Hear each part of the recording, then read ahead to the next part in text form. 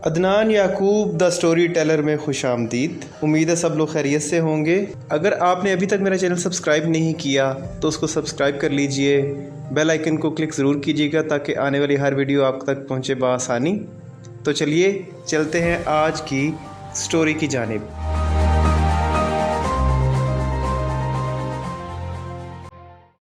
آزمائش۔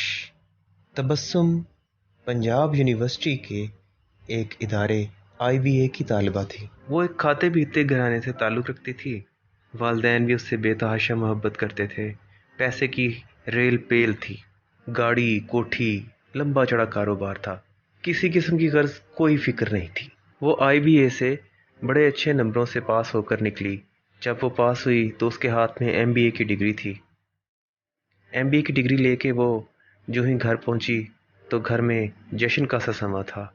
اسے بہت جلد یہاں ایک بینک میں نوکری مل گئی۔ جب بینک میں نوکری ملی تو گھر والوں کو اس کی شادی کی فکر ہونے لگی۔ جس طرح کے رہن سہن کے وہ عادی تھے یا جس طبقے سے ان کا تعلق تھا، انہوں نے اپنے ہی طبقے کے لوگوں سے پوچھ گچھ شروع کر دی۔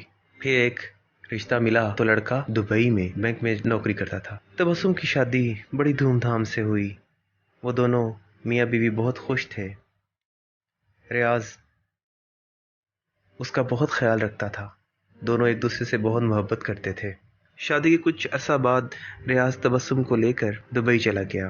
دونوں دبئی میں رہ رہے تھے جہاں ان کا قیام کچھ سال رہا۔ اس دوران تبسم کے 3 بچے تھے، 2 بیٹے اور 1 بیٹی۔ لیکن پھر تبسم کو کیا ہوا؟ ایک دن اس کی طبیعت خراب ہوئی تو ریاض اس کو ہسپتال لے کر گیا۔ ہسپتال والوں نے جب ٹیسٹ لکھ کر دیے تو وہ ٹیسٹ انہوں نے کروائے۔ ڈاکٹر وہ ساری رپورٹ دیکھ کر بہت پریشان ہوا۔ ڈاکٹر کے چہرے کے تاثرات دیکھ کر ریاض بھی پریشان ہو گیا۔ تبسم کے سامنے ڈاکٹر یہ بات نہیں کرنا چاہتا تھا تو اس نے ریاض سے کہا کہ ان کو ذرا اس کمرے میں بٹھا دے۔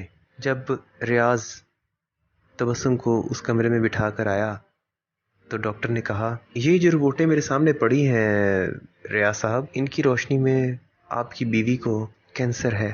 ریاض بڑا حیران ہوا۔ کوئی علامت کچھ بھی تو ظاہر نہیں ہوا تھا، لیکن اب سب کچھ ظاہر تھا۔ ویسے بھی جب اللہ کی مرضی ہو تو کون ٹال سکتا ہے۔ پھر تبسم کا بڑی روانی سے علاج شروع ہو گیا۔ علاج کروا کر جب وہ لوگ تھک گئے تو ریاض تبسم کو لے کر پاکستان آ گیا، جہاں کچھ عرصے بعد اس کی دوست انیلا نے اس سے رابطہ کیا جو اس کے ساتھ پنجاب یونیورسٹی میں پڑھتی تھی۔ انیلا نے بتایا کہ وہ خود الفلاح بینک میں نوکری کرتی ہے۔ پتہ چلا تھا کہ تم پاکستان واپس آئی ہو، سو رابطہ کر لیا۔ تبسم نے اس کو جواب دیا، ہاں پاکستان تو آ گئی ہوں۔ انیلا نے اس سے پوچھا کہ میں تم سے گھر ملنے کب آ سکتی ہوں؟ اس نے کہا کبھی بھی آ جاؤ، جب تمہارا دل چاہے۔ تو ایک روز انیلا اس سے ملنے اس کے گھر آ گئی۔ جب وہ اس کے گھر آئی تو تبسم نے اس کو اپنے اوپر بیتنے والی ہر چیز بتا دی۔ انیلا بھی یہ سن کر بہت پریشان ہوئی۔ تبسم نے انیلا سے کہا، دیکھو انیلا، ہم لوگ چھوٹی چھوٹی بات کو لے کر کتنا پریشان ہوتے ہیں۔ ہم اللہ کا شکر ادا نہیں کرتے کہ اللہ تعالیٰ نے اگر ہمیں چھوٹی پریشانی دی ہے تو بہت بڑی پریشانی سے بچا لیا ہے۔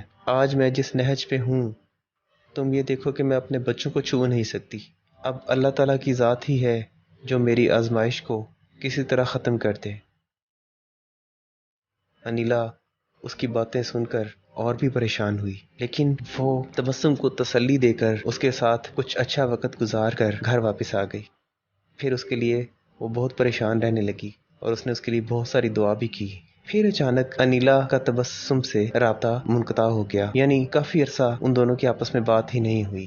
اور اب تو ہمیں بھی نہیں پتا کہ وہ کس حال میں ہے۔ اگر تو زندہ ہے تو اللہ تعالیٰ اس کے لیے آسانی کرے، اس کو شفا دے دے، اور اگر نہیں تو اللہ تعالیٰ اس کے درجات کو بلند کرے، کیونکہ معلوم یہی ہوا تھا کہ وہ اچھی طبیعت، نیک سیرت خاتون تھی۔